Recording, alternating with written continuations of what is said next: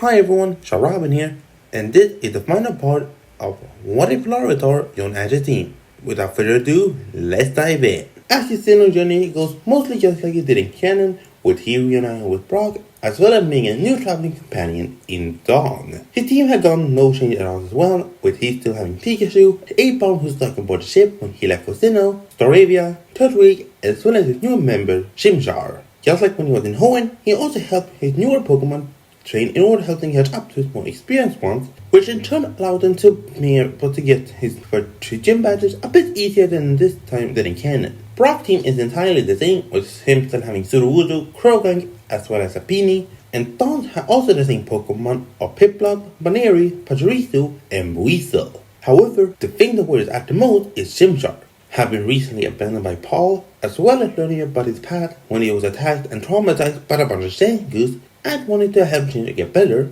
but he also experienced with another Pokemon who has experience in being scared and traumatized. So he called Professor Oak and telling about it. Professor Oak recommends that having Tyranitar come over for a bit so he can share his experience with Chimchar in order to help it heal. While there is not the exact same trauma Tyranitar went through, having Chimchar talk to someone who understands that being scared might help it get better. So with that, I decided to bring over his old friend Tyranitar, and Dawn is completely surprised to see Ash having such a powerful Pokemon, and Chimchar and Tyranitar immediately start talking, and Tyranitar shares his own experience about being scared, as well as helping Chimchar get over his trauma.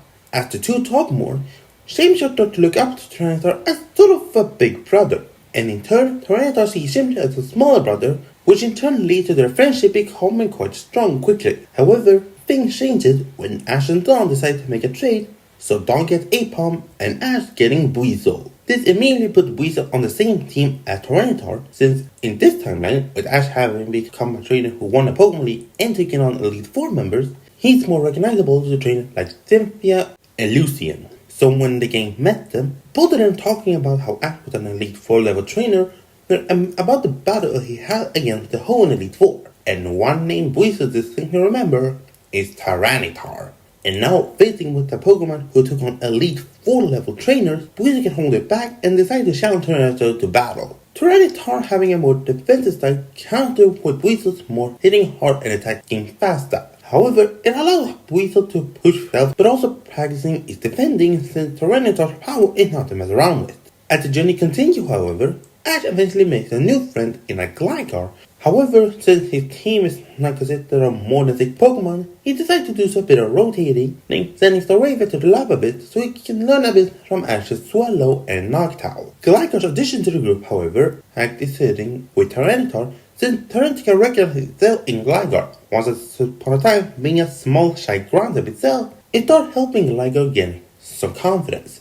And with that, Tyranitar, Chimchar, and Gligar form a bit of a trio, all helping each other to improve. Tyranitar's team as the older brother figure, while Chimchar and Gligar are sort of like the little sibling. But it's all in good fun, and they're getting along very well. Other than this, however, things go just like in canon, with Dawn having a contest with a newly evolved Ape-Bomb, but end up losing, kinda implying a losing streak here.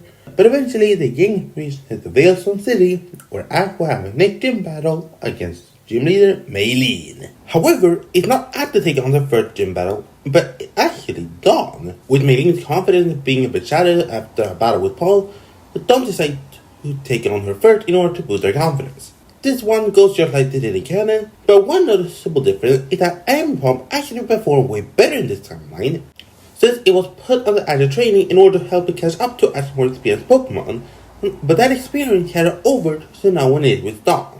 Dawn still ends up doing better in this timeline, so soon enough, it's time for Ash to take up his gym battle against Maylene. However, this gym battle goes mostly the same, with them leading with Marshall against Staravia, with Staravia getting the win, then followed by Meditite, and because of confusion, Ash falls into Chimchar, who also get confused before sending Staravia back in, who finished Medicine off with the Brave Bird. Next is Lucario, who is able to defeat Staravia, as well as Chimchar, leaving only one Pokemon left, Buizel. Just like in canon, he learns a new move in Water Pulse. However, with the amount of training after Pokemon are used in order to catch up with his more experienced one, as well as all the battles Buizel had with Tyranitar, not only did the Chimchar able to do some more damage on Lucario, but Buizel now has enough power to actually defeat Lucario, meaning they are not ending up in a tie. The following adventure goes just like in canon, with Ash in the game facing up and defeating Team Galactic in Veilstone City, as well as meeting a Pokemon Ranger who's escorting a Riolu back to his home. Throughout this adventure, the one who is most eager to protect Riolu is none other than Tyranitar. Having also been forcefully removed from his home when he was young, Tyranitar understands what Riolu is going through and is promised to protect him. This also has an impact when Hunter Jay shows up in order to capture Riolu. However, upon seeing Tyranitar as well, she also wishes to capture it as well. However, Tyranitar refuses to allow that to happen and immediately launches into a battle against Salamence. The clash of suits is epic. However, Tyranitar rock typing allows it to get the upper hand, so eventually they are able to get Riolu back to his home safely, and now being protected by multiple rangers, Jay decided to abandon the deal in order to avoid being captured by the police. Eventually, the gang managed to reach Battle Lakefront in order for Dawn to complete in the Wallace Cup in order to get another ribbon. However, she's not the only one, because Ash is also going to enter with his Weasel, but also May, being reunited with her. Since she is also here to compete, the entire gang thought to have a good time, and eventually Ash, Dawn, and May all compete in the Wallace Cup. However, unlike in canon, with Weasel having done some sparring against Tyranitar, Ash and Weasel are grown strong enough so they are able to get all the way to the semifinals, where their next opponent is none other than Dawn. However, with Ash and Weasel's tendency to focus more on raw attack instead of appearance, they unfortunately falls, allowing Dawn to move on to the finals where she faces up against May. And just like in canon, this is where Dawn is able to get the win, getting her second ribbon. Things mostly unfold the same for a while, until we get to the episode Gym Shard. This is where Ash and the gang once again have a run with Paul. However, when Paul looks at Ash, it's a different look than he usually gets, because in this timeline, when he learned about Ash having been able to win a Pokemon League and face against at least 4 members, he recognized Ash as a strong trainer, but still sees Ash's way of being friendly with Pokemon as a weak way of going to get stronger. However, when Paul looks around, Tyranitar immediately catches his eye. Having watched some Ash's previous Elite 4 battles in order to see how good he really was, he recognizes the Tyranitar as one of them. Paul then immediately demands to battle Tyranitar. However, Ash refused unless he agreed to a free one-on-one matchup. Agreeing to his terms, the two of them have 3 one-on-one matches, and first off is Gligar versus Gliscor. Just like in canon, Gligar is eventually defeated. However, having gained confidence from Tyranitar, it does not feel too bad about the slot, and is able to take it way better. Next, Paul sends in Ursaring as Ash goes with Chimchar. Both of them to the best.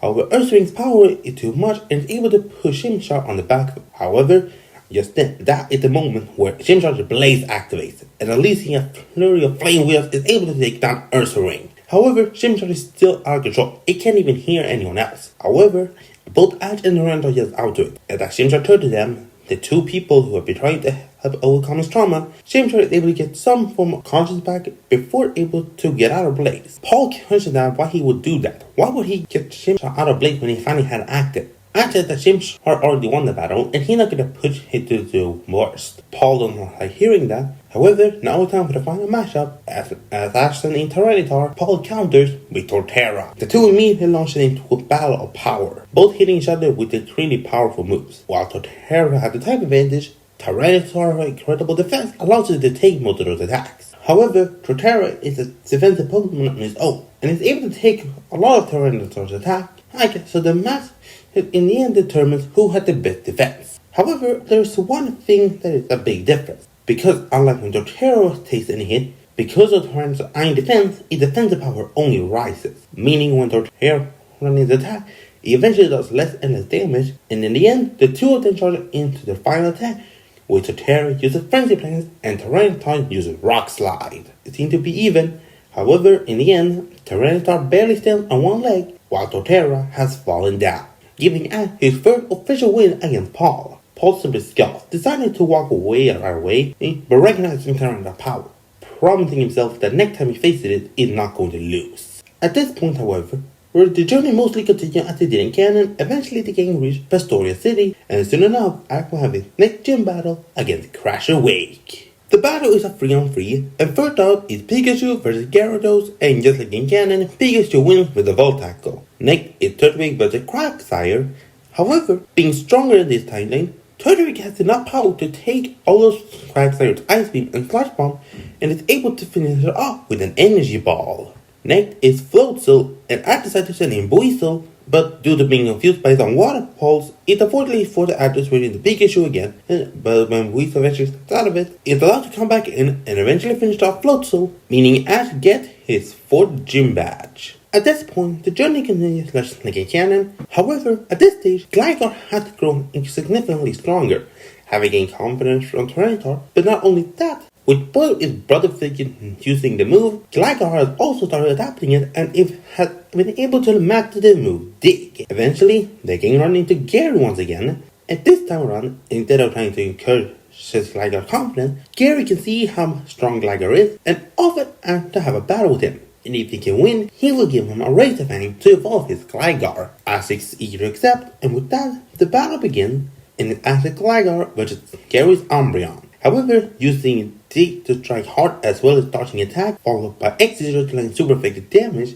Umbreon is taking a severe beating, and eventually he is able to get the win, meaning as soon as night falls, Ash offers Gligar to Razor Fang and evolves into Gliscor. However, while this moment brings joy, it is also followed by somewhat sorrow. At this stage, Chimchar has matured a bit, and Gliscor is no longer the timid ground type it once were. So with that, Tyranitar sees that it is no longer needed here directly. It will still be there when they need him, but he believes it's time for Ash to return into the lab so he can focus more on his more newer Pokemon. Ash understands how Tyranitar feels and promises Chimchar and Gliscor that they can easily contact and even send them to the lab so they're getting out. So with that, Tyranitar takes a bit of a rest at the lab as Ash's journey for the Sinnoh region continues. At this stage, things go just like in canon, with the game meeting Fantina and Ash having a quick battle with her only to lose, Dawn having another contest with Amiibo which she ending up winning, then having a run anything you liked in Solosis Town, followed by another meetup with Paul. Just like in canon, the two have a battle with Turtwig and Harsgrove,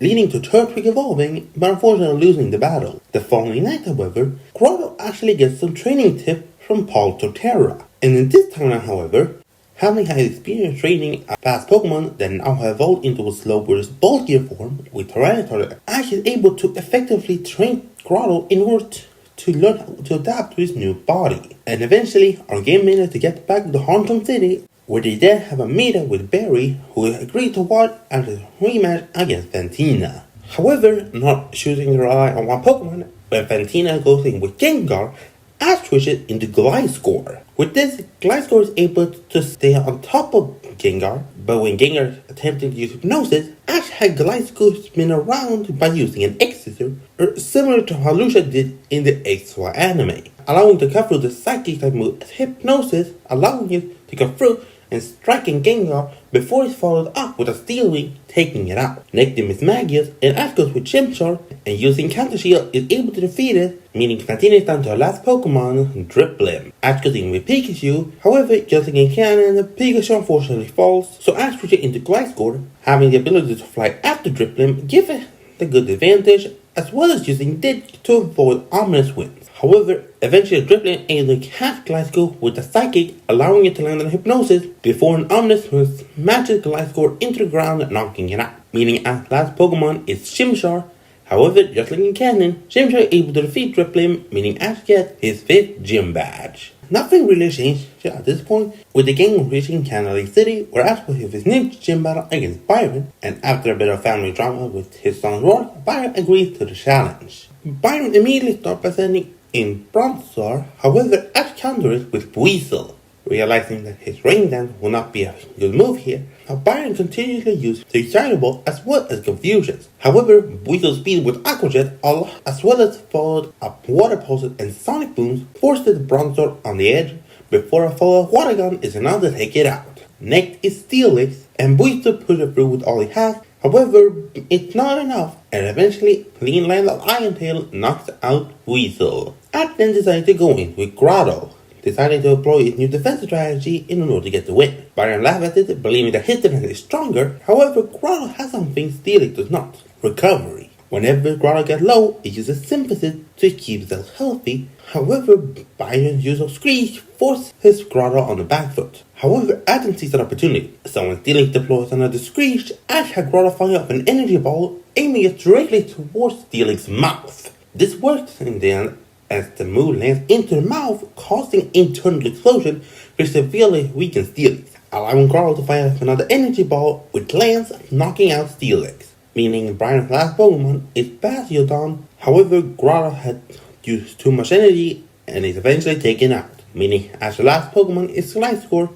However, just like in canon, is able to do enough damage to take down Bastiodon, meaning Ash gets his 6th gym badge. After this, it just a long stretch of canon from here, with Ash again getting to Iron Island to stop Team Galactic, Dawn winning another contest ribbon, Ash facing Paul in a Poker Ring match, leading to Staravia evolving into Staraptor. However, we have a bit of a change when Team Rocket attempt to capture a Snover that the gang had bonded with during the day. Having now adapted a far more patient and standing style of battling, instead of rock climbing, when Growl slams his front leg into the ground, it actually unleashes the new move, Earth Power, adapting to attacking from a distance while staying strong and any up-close physical attacks. After that, we have another Treasure Cannon, with Dawn having another contest, which she unfortunately loses, and deciding to allow Amy Pond to pursue his real path in Pokemon Ping Pong. So with that, our game managed to get to Snow Point City, where Ash will get to have his first match against the Arctic Gym Leader, Candice. Candice starts by sending out Sneasel and Ashko with Buizel. It's immediately a battle of speed. However, using Sneasel's Ice move to his advantage, Buizel is able to counter up an Ice Aqua Jet, which allows it to strike Sneasel hard before a follow of Sonic Boom is enough to take it out. Make this Medicine and Ash switch it into Staraptor, who is able to get the win using a cannon, and then they decide to switch again, going to the next Pokemon, Snover and Gliscor. In this time, however, with the amount of training Gliscor had done, it's able to push through Snover's attack. However, when it goes in for Fire Fang, Snover uses the opportunity to land a Blizzard, which fortunately hit. However, with Gliscor already diving, it's able to get in close and land the Fire Fang, and when the ends, it results in a double knockout. Next is a Abomasnow, and Ash sends in Staraptor in order to land a quick aerial ace. However, Abomasnow is able to fire for Blizzard, which immediately knocks it out. I then go with Buizel, and using its speed, is able to keep it at a distance for a bit, but unfortunately not enough, and Abomasnow lands a finishing blow on it as well, meaning Shimshar is the only one left. However, having the type advantage, it's able to get the win,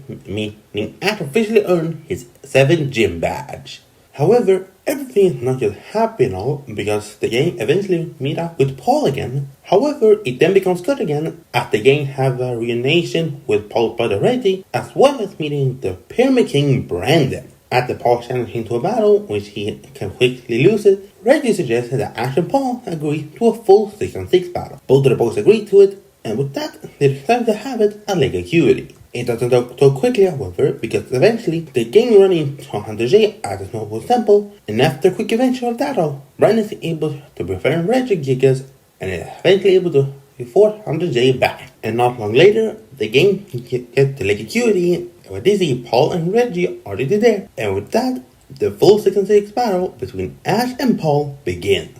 Just like in canon, it's starting out with Paul using Torterra and Ash sending in Buizel first, before returning it and sending in Gliscor, wanting to preserve Buizel for later. However, this time around, with Gliscor having done more training and now using Dig as an evasion move, it's able to deliver several super effective X-Sister and Fire Fangs onto Torterra, forcing it on the back foot. This extra damage is enough, so Paul decides that he wants to preserve Torterra, so he returns it and sends in Weavile. However, Ash decides he's going to return as well, and sending in Staraptor instead. Paul not understanding why he's sending in another flying type, but decided to take the opportunity and have Weavile attack with a flurry of Ice Beam and Blizzard. However, Staraptor's quick moves and powerful close combat is enough, and just like in canon, is able to take down Weavile. Next, Paul sends in Electabuzz and Ash goes in with Grotto. However, Electabuzz only set up a light screen before switching into Honchkrow. Just like in canon, Honchkrow is able to take down Grotto. However, Grotto's defense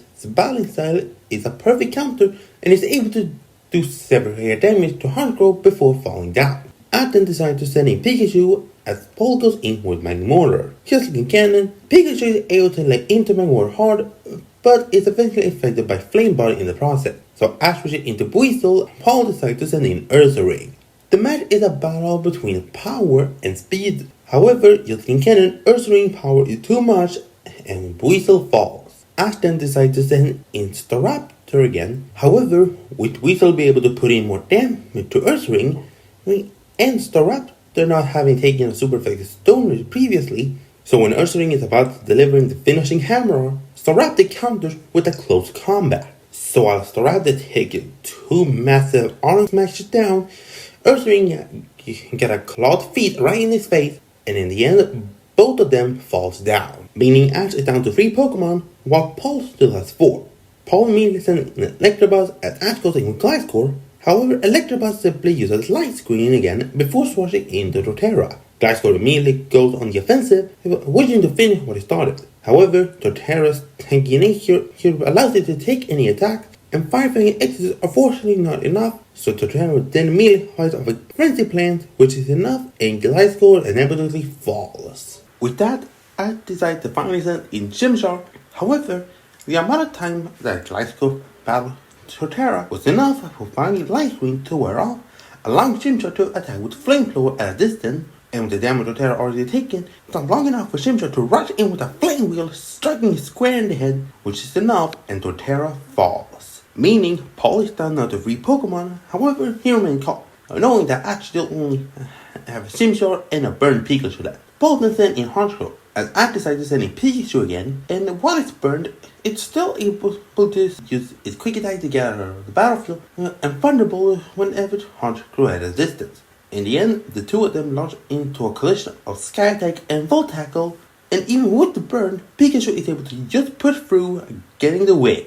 However, at this point, Pikachu is fairly exhausted, so Magmortar comes in once again, and a quick Flamethrower is enough, and Pikachu is defeated. Meaning the last Pokemon is Chimchar, and immediately the two fire types launch into an epic duel, both hunting flamethrowers and trying to hit each other as much as they can. However, Magmortar's size allows it to get the upper hand in both categories, and a couple of super effective rock tombs causes Chimchar to falter for a bit. However, with that, all of a sudden, it actually starts igniting Blaze. Chimchar immediately lays into Magmortar, striking with flamethrowers and flame wheel, who is delivering fearsome blows. However, when he hears Ash's voice, he immediately starts to focus himself, getting some form of control over Blaze.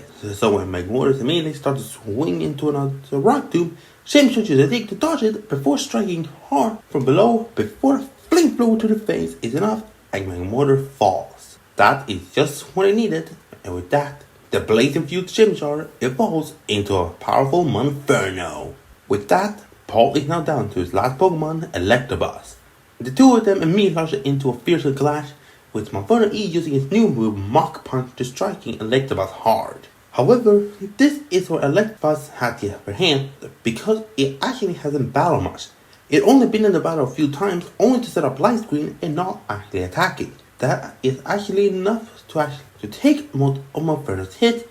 Someone to have the final clash is the one who stands, and Paul is the winner of the battle. As he's sad, however, he's happy that all of his Pokemon was able to perform so well. Paul, on the other hand, is conflicted. He came up with a great strategy, which he believed been able to completely defeat any of all active Pokemon. However, his entire team was almost defeated, and even Chimchar seemed to have gained some form of control over Blaze, which he was never able to do while he was under Paul, and even evolved. Paul decided to lead the battle. However, he thought to feel like that maybe Ash's battle's way had maybe some merit. Since Ash actually got along far better in this timeline, he does not have a sulking artist. So eventually the king is able to get back on the road again. Things at this point goes just like in canon, with eventually the king getting to Twin Lake Town to join this Wheelie Festival, where the king meets Barrett's father Palmer, and Ash having a battle with him using Grotle against Palmer's Rhyperior. Grotle is still on the losing, however, Ash is able to do well.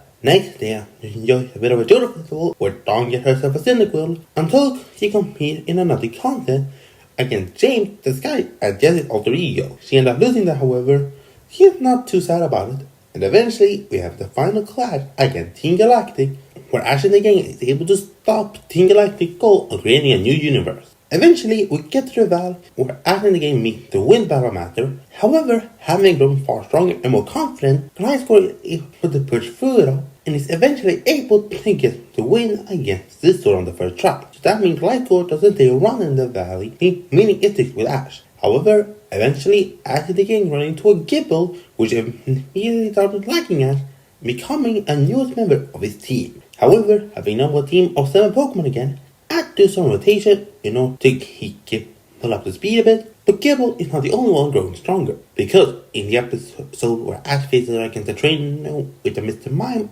and Boise learns Ice Punch, in this timeline, having battle against Larvitar and help improve, it actually becomes just enough for Boise to evolve into Floatzel. So not only getting a fully mapped of his Ice Punch and is able to get the win far easier. After this, Dawn has another contest where she's able to win with Silicon and Mammothwing, not having enough ribbon to qualify her for the Grand Festival. Eventually, they game reunite with Barry again, and they decide to have a battle with Barry's opponent, which is Adam Monferno. Unfortunately, the attack forces Monferno to fall back a bit before Team Rocket shows up, but that's when Monferno returns engulfed by Blaze. Ash gets out to Monferno to get together, and getting some of his sanity back, is able to use the flame of Blade to engulf itself before emerging as Infernape.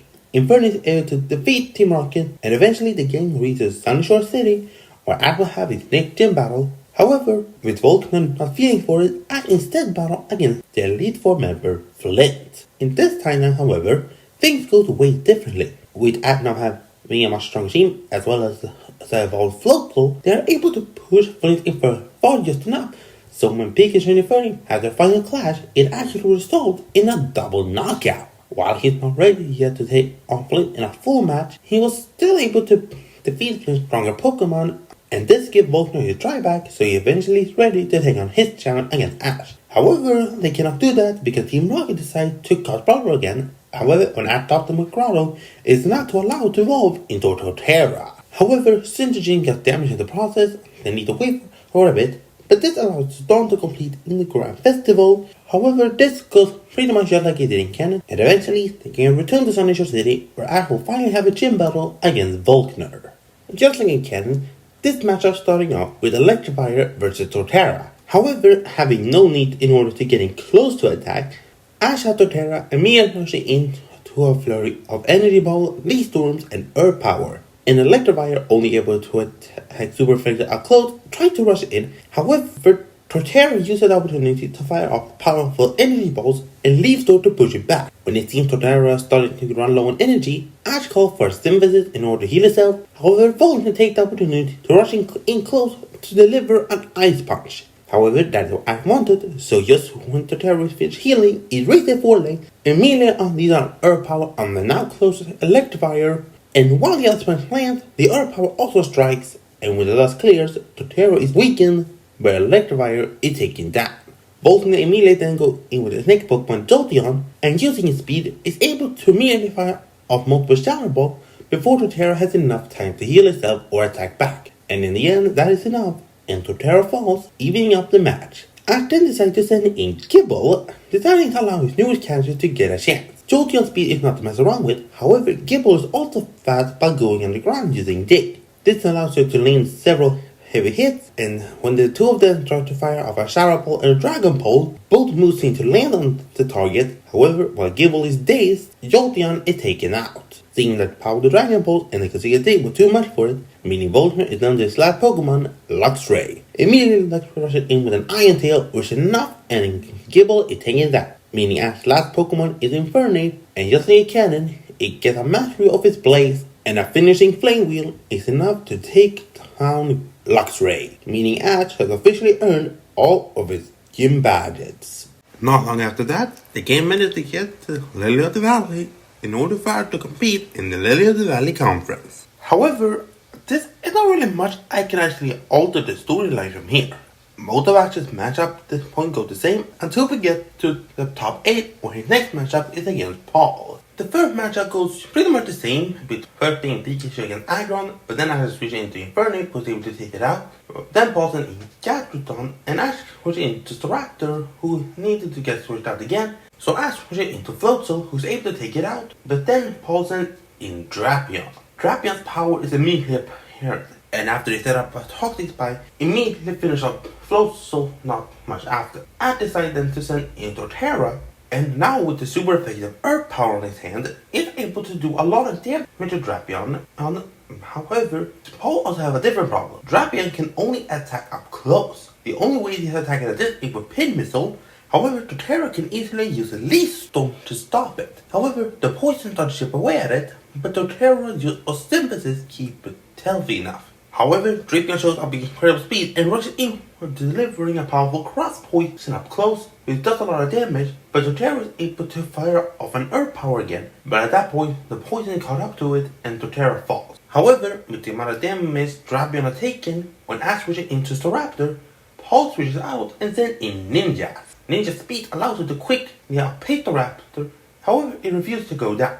And when Staraptor had to use its own speed in air lane, it's able to attack. However, with the Raptor's overwhelming power, when he's trying to go in with the fully therapeutic cannon which I charged up for a while, Ash countered with a Brave Bird. When the two moves collide, the Raptor is taking a lot of damage, however, Ninjas is taken out, meaning Ash is now in the lead. However, Paul then switches in Frost Slash. Using its trick coverage and because of its no-plug ability, is able to keep at a distance and eventually fire off a powerful ice beam which takes out the Raptor. After switching into Inferno, before it unleashes a dig, confusing Paul since that will not help when it comes to the head. However, that's when it unleashes an underground flare blitz just like in cannon, getting rid of the toxic spike, and the overwhelming heat evaporates the hail. Inferno then bursts out of ground and delivers a mighty flamethrower, and the amount of heat is a lot, so he was able to go in for another dig, this one landing before falling off with a second flamethrower, knocking out Frost Slash. Paul decided to send in Drapion again, however that's when I decided to switch into Gliscor. This matchup goes mostly just like it did in Canon, eventually Gliscor landing a finishing dig which takes out Drapion, leaving Paul with only one Pokemon left, Electivire. For the most part, Gliscor has taken less damage at this time, so it's able to perform way better. However, Electivire is able to knock it out eventually, so Ash is now down to 2 Pokemon. That's when Pikachu comes back in, and now having battled that much, is able to push through far easily. However, Electivire's power is no joke, and is eventually taken down, but has been able to do a bit more damage than it can. Meaning, Ash's last Pokemon is Inferno, and this matchup goes just like in Canon, Inferno activating Blade before delivering a finishing move of Flare Blitz. That knocks out Paul out of the tournament, and officially putting the rivalry to bed. So when Ash moves on to the top 4, his next opponent is none other than Tobias. This matchup goes pretty much just like it is in Canon, with Tobias' Darkrai be able to take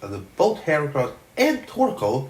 However, Sceptile is able to come in and finish it off. However, then next comes Latios in, who is able to quickly take care of Sceptile, as Ash sent in his next Pokemon Swallow, and unfortunately taken down as well, as Ash then goes in with his next Pokemon, Tyranitar. With his defensive strategy and his dark type moving Crunch, is able to actually put in a lot of damage. So when Latios tries to go in with a finishing Giga Impact, Tyranitar is able to take it with an Eye Defense before finishing it off with a Crunch. Meaning, Ash has officially beaten 2 out of his Pokemon. However, since we not know any of the Pokemon he has, we can only assume. We know most of his other Pokemon, is assume that he's gonna have a team of Legendary. So next, Tobias decides to send in the Electric Bird of Kanto, Zapdos. Sadly, with the amount of damage Tyranitar already taken, it's taken on quickly, meaning Ash's last Pokemon is Pikachu. And while Pikachu definitely has the power, it does not have the power to completely out-rival a legendary electric type. But it can do the next big thing, so when they're ending the battle in a finishing Thunderbolt clash, it ends in a draw, meaning Ash get eliminated in top 4, but have been able to go further against Tobias than in Canon. At this point, however, everything mostly unfolded in Canon, with Ash returning home to Pallet Town, Brock deciding to become a Pokemon doctor, and Dawn staying behind in order to think of her next journey. So when Ash returned to Pallet Town and see all of his Pokemon, he can't help but to smile to think how far he has come, as well as how far Tyranitar come from the small Larvitar it once were. From a small, scared ground type to now a mighty and powerful pseudo legendary friend and mentor. And this was a What If Larvitar on Ash's team. Thanks so much for watching, and I really hope you enjoyed it. If you did, like and subscribe to the channel so you don't miss the next What If, and I'll see you all next time. Bye!